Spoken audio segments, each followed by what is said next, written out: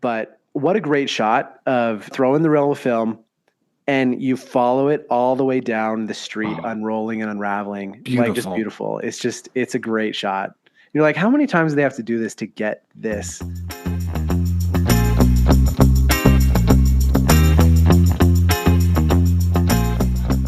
Do you care much about the film versus digital Yes, discussion? dude. I super do.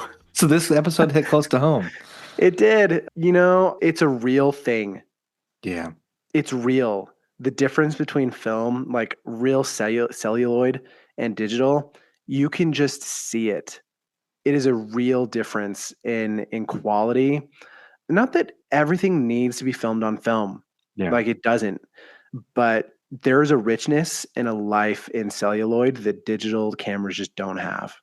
And it's this weird game because it's so expensive these days to shoot on film. And Hmm. it is time intensive, but you do tell there's a difference. Let's talk about a couple notable Yeah. notable movies filmed on film of the last 10, 15 years. And even then, sometimes with this list, I wonder if a little bit of it's composited. I don't know. But either way, I see. 2015, Boyhood, yes. The Master, The Irishman, Once Upon a Time in Hollywood, Roma, Hereditary, Phantom Thread, Call Me by Your Name, Dunkirk, Moonlight, Carol, and Under the Skin. Yeah, I was gonna say, I'm pretty sure Christopher Nolan only films on film. He's a film boy, you know? Yeah. He is a film boy. And I think it's a type of movie that gets filmed on film these days. I understand. And I love at the beginning of this that Matt is just eating it up and the poor projectionist is hating it. Matt's like, isn't film just magical? I'm single handedly keeping film alive. And I love the thesis statement to kick the episode off. And the projectionist is like, yeah, films are just a pain in my ass. And you're like, okay, That was a we really get good. both sides. That was a good delivery because it's like, oh, that's a real good way to take the wind out of his sails. Uh huh. And it's immediate. And you just go, oh, yeah. Again, it's a La La Land versus Nope. It's the beauty and well, it fucking sucks. It's expensive. Hmm.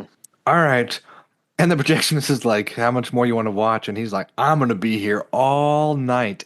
And you have to hate Matt Remick at that moment because you're like, if I was that poor projectionist, I'd want to shoot him. It's just Yeah. so bad.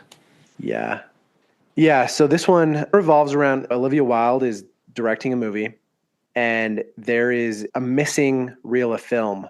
Because I guess that's one of the downsides of shooting on film is that your thing doesn't exist in the cloud, it exists in the real world. And something can happen with it. Before it gets digitized, something could happen to it and it could go missing. And then you miss an entire reel of film and you got to go back and reshoot things. And so Olivia Wilde's film is missing a reel of film and no one knows where it is, who did it. Let's see. Zac Efron is in this one. Olivia Wilde is in this one. And it's kind of filmed like a whodunit, like a caper mystery, which I think is fun. It reminds me Yeah. of Community. Did you ever watch Community? Yeah, I did. Yeah. Where like they would have just genre busting episodes where it'd be like, oh, this is the claymation episode. This is the episode that's spoofing Law and Order. This is the episode that's spoofing MASH. And they Yeah. would go into that genre. And this one is spoofing like whodunit mystery Noir, one. yeah. At Our the movies. beginning, it's Maddie telling the projectionist, good artists borrow, great artists steal. Okay. And so that's like the beginning. And he says that because the projectionist is like, what's this even about? And he explains the plot. And the projectionist says, sounds like a ripoff of Chinatown to me. Chinatown, the 1974 noir movie set in LA with Yeah. Jack Nicholson, Faye Dunaway. And so the whole movie is just spoofing Chinatown. And they bring it up like 3 or 4 times, like, it's Yeah. just Chinatown. At one point, he tells it to Olivia Wilde, and she's kind of shocked, but she's like, yeah, it is. It is just Chinatown. And I love, Yeah. once again, that like the rest of the series, they're calling it out and also just still pressing forward and running with it. It's not Yeah. just being meta for meta's sake. It makes me ask the question of like, when is masturbatory the right word and when is that a bad thing? Yeah, When I watch La La Land, sometimes I'm like, oh, this is a little masturbatory, but in a good way. And in this Yeah. one, where it's like, this is so clearly like, I guess the thing that I wonder is, so you and I love movies. We love We movies. We love love the movies. storytelling process. We love the movie making process. For people who don't care Yeah. about it, how much of this show is going to land with them, because obviously the studio's getting great reviews from film festivals and stuff, but people who go to film festivals are people who love movies. And for people who don't, Yeah. this is the episode where I'm like, I wonder if the credibility of the world is going to start making people scratch their heads who don't actually care that much about kind of the movie making process, the movie making world, and that the masturbatoryness of the show really works for guys like you and I.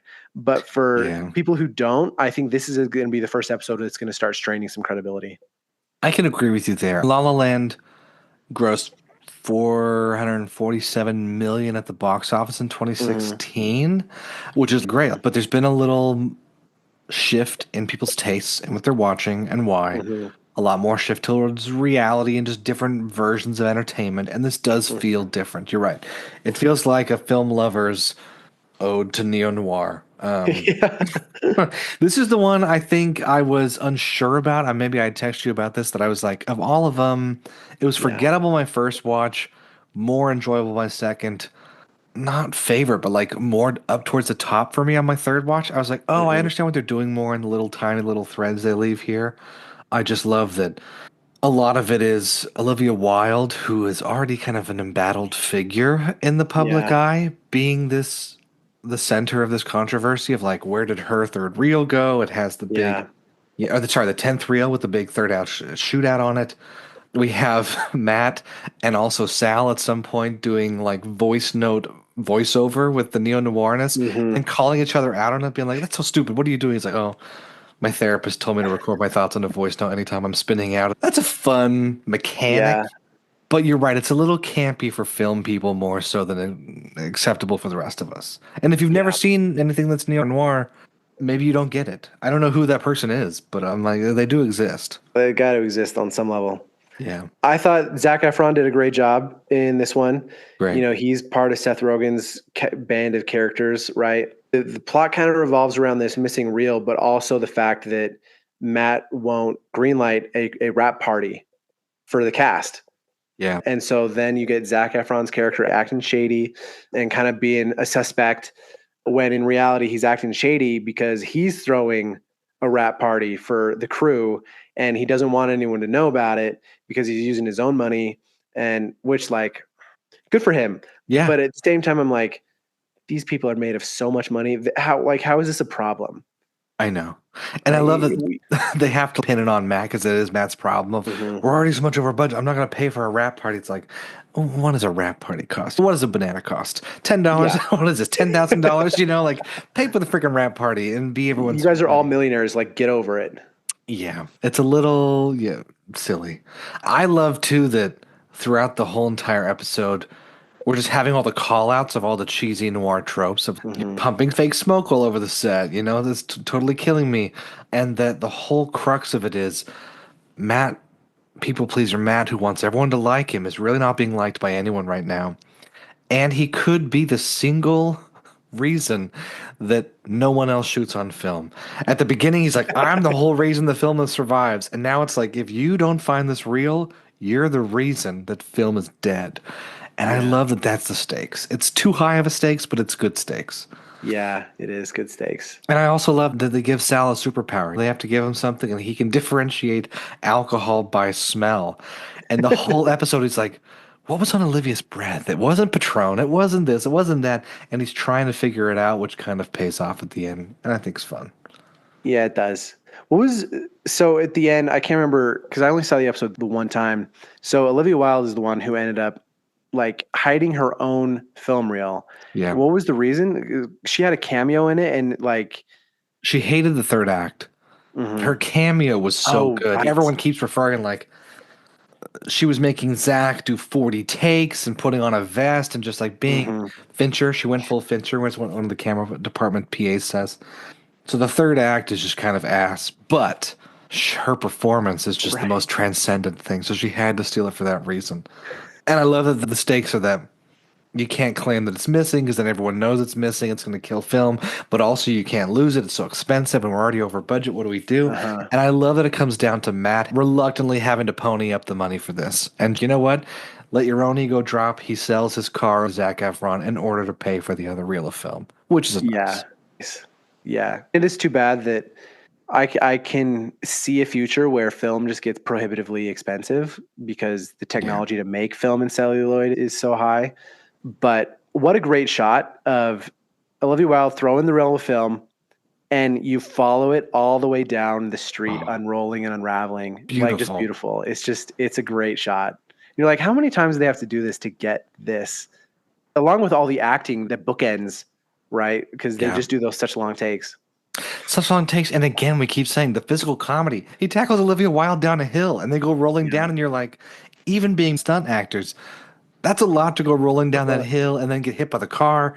It Yeah. just is a lot. I mean, granted, I'm pretty sure they call it the Texas switch, Uh-huh. Yeah. where you get stunt people who do the stuff and then they leave the frame and then the actor comes back in. And I saw some Texas switches that were going on. I mean, obviously, you got some Obviously. Texas switches going on in there. But still, for people who know what to look for, Yeah. this show's full of great goodies. Also, just recognizing locations, having been in LA for 7, almost 8 years, I don't know every place they're going, but like with watching Barry a few years ago, I would love to be like, oh, I know that Yum Yum Donuts. I know that little area right there. I know where that little acting studio is. I see this park bench. I know it. In this show, there's a lot of that too, which again is a love letter to LA without being too masturbatory. They go to the Chateau Marmont, but it's not overly glamorized top to bottom. It's like they pull up, oh shit, we have to find parking and sneak into the rap party. Sassy Zac Efron, sassy Matt fighting a little bit. Then when they go to where Olivia Wilde is next, where she's shooting that last scene, I'm like, oh, I recognize this area. I know this hill. Not too far from the Hollywood sign. Anyway, it's fun to see how they're filming in LA, which is a huge thing. And it is a fun love letter to see all these different locations and go like, oh, this is Matt's life of film set to LA staple to film set to home to Vista to dirty studio to this to that. Kind of fun. I wish that I knew LA enough to recognize things other than the Griffith Observatory. Hey, you know, come on down. Come on down. When we get bought by Apple TV because we just gush over their shows, then we'll have our studio down here. Hey, Apple TV, if you haven't heard yet, we're fans of what you're doing. I hope you're fans of what we're doing. I sure hope so. Let's wrap up episode 4 there. Any final notes before we sign this one off? No, this was good. I think that, like I said, I think this is going to be the one that is going to strain some credulity for people who aren't as into the film scene as we are. Yeah. But if you're into it, this show is just packed, is just layered with goodies for you to just like to watch and see and just fall in love with. Yeah, I think I grew up watching Looney Tunes and other cartoons that poked fun at and showed us all these different stereotypes and archetypes for stories and things like that. If you haven't had that kind of experience or background, maybe it will make less sense that it's noir. You're supposed to have a voiceover. You're supposed to have smoky and mystery and sex. It's a good one, but I will say teasing episode 5. Episode 5 jumps back into a different style. It's fast-paced. It's fun. And I think it's one of my favorites for some of the moments.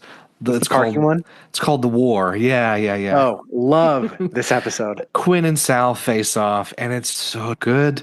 There's a burrito involved. There's all kinds of things going on that you're just going to love. So if this episode wasn't for you or you were less of a fan, stick with it. It was a little one for you, one for them. It's one that they wanted to do. I'm glad they episode did. 5 has mass appeal. It definitely does. So stay tuned for that. And until next week, watch good movies and TV.